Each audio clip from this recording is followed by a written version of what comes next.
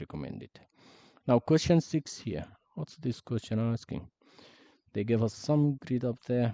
The question says the line x plus y equals 7 is drawn on the grid. Okay, on the grid, draw the line 2x y equals 2x plus 1. How do we draw this line? Let me just write it up here so that you can see the question. So they ask us to draw this y equals 2x plus 1. Now, to explain this is the formula of the linear equation. It's mx plus c. C is the y-intercept. So here it's 1. So we got this point, 1. This is where the line will cross the y-intercept, the y-axis. Now m is the slope. So what's the slope here? The slope is 2. 2 can be written as 2 over 1, right? It doesn't change it. Why did I do 2 over 1? To remember the slope is rise over run. Now from the first point we did, which is this point here, I made it in red now, we rise 2. So let's jump 2. 1, 2. And we run 1.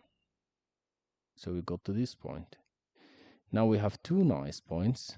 And if you have 2 points, you can make a line. Let's do a nice line. I hope I can do it perfectly. I don't have a ruler, and I don't think the ruler will work here. No, so I'll just make the line like this, and then the line will come definitely. Let me just do it again. So this is the line. The line will go there.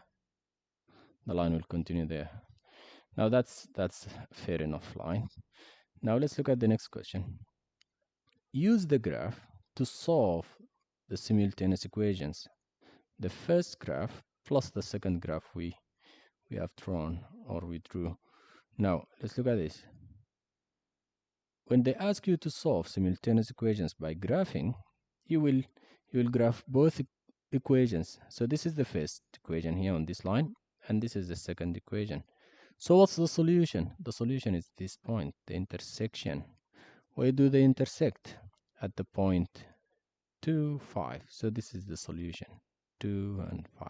How easy. Let's write it down. So x equals 2 and y equals 5. We solved it. Question 7, 3 marks. That's a lot.